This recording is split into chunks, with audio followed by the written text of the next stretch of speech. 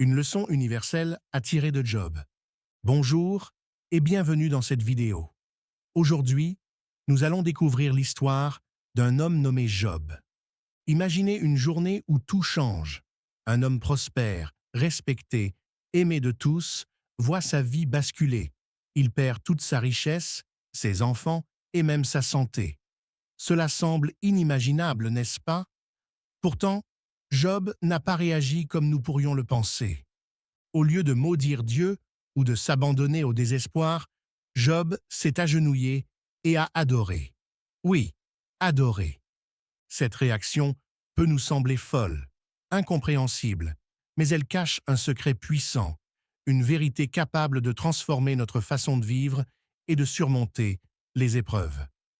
Restez avec moi jusqu'à la fin de cette vidéo, car nous allons explorer ensemble ce secret.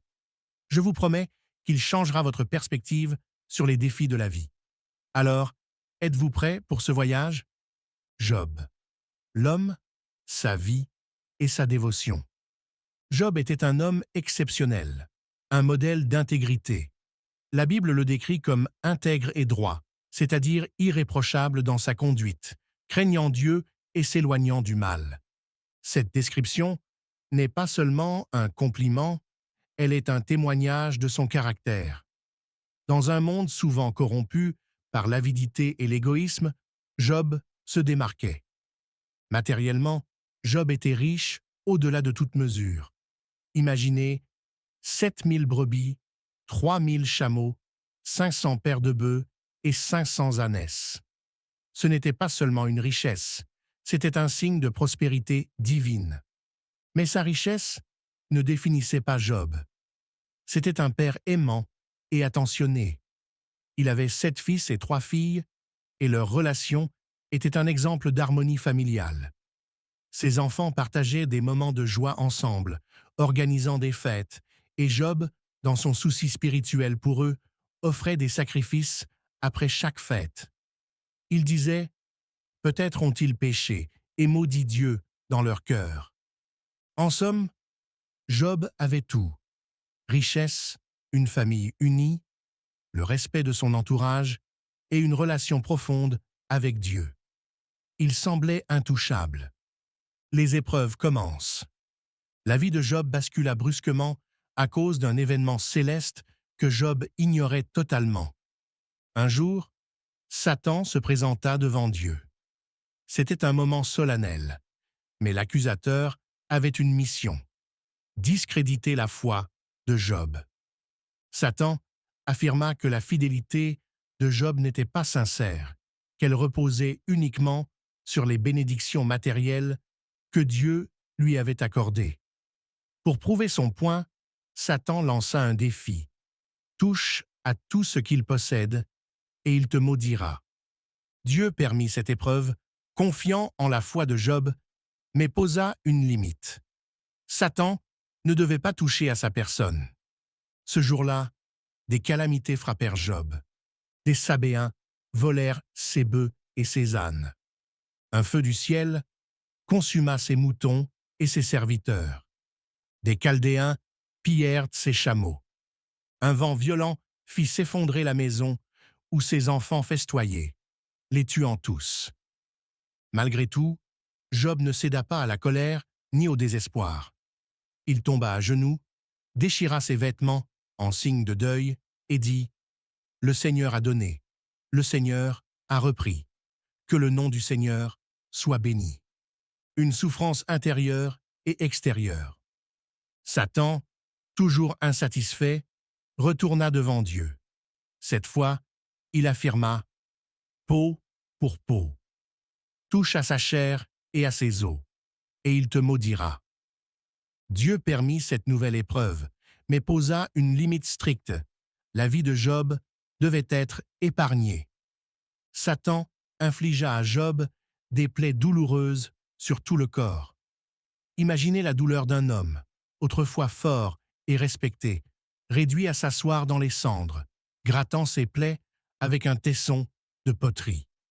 Même sa femme, accablée par leur perte, lui dit « Maudit Dieu et meurs. » Mais Job, malgré son état, répondit avec calme et foi recevrions-nous de Dieu le bien sans recevoir aussi le mal? Puis vinrent ses 3 amis, Éliphaz, Bildad et Zophar. Ils furent choqués en voyant Job. Ils restèrent silencieux pendant 7 jours et 7 nuits, témoignant de l'immensité de sa douleur. Mais le silence ne dura pas. Lorsque Job se lamenta et exprima son désespoir, ses amis cherchèrent à expliquer ses souffrances, l'accusant parfois de péchés cachés. Ces discours ajoutèrent à sa douleur, mais Job refusa d'abandonner sa quête de réponse. La révélation de Dieu. Finalement, Dieu répondit à Job, mais pas comme on aurait pu l'attendre. Il ne lui donna pas d'explication sur ses épreuves. Au lieu de cela, il lui posa une série de questions. Où étais-tu quand j'ai posé les fondements de la terre? Peux-tu commander le matin, ou montrer à l'aurore, ou paraître? Connais-tu les lois du ciel? Dieu décrivit sa création, les profondeurs de la mer, les trésors de la neige, les étoiles dans le ciel et la majesté des animaux. À travers ces questions, Dieu révéla sa puissance infinie et son contrôle sur tout. Il montra à Job que ses voies dépassaient l'entendement humain. Job, humble devant cette révélation, répondit « Je ne te connaissais que par ouï-dire, mais maintenant mes yeux te voient. Je me repens dans la poussière et la cendre. » Le secret de Job. Après ces épreuves, Dieu restaura Job, lui donnant le double de tout ce qu'il avait perdu. Il eut une nouvelle famille, des enfants beaux et prospères, et sa richesse fut multipliée. Mais la plus grande bénédiction ne fut pas matérielle. Job avait gagné une foi transformée, une relation plus profonde avec Dieu. Le secret de Job est simple mais puissant. La foi véritable ne dépend pas des bénédictions extérieures, mais de la confiance inébranlable en Dieu, même dans les tempêtes. Job nous enseigne que les épreuves ne sont pas des punitions, mais des opportunités de grandir spirituellement. À travers elles, nous pouvons rencontrer Dieu d'une manière nouvelle, plus intime.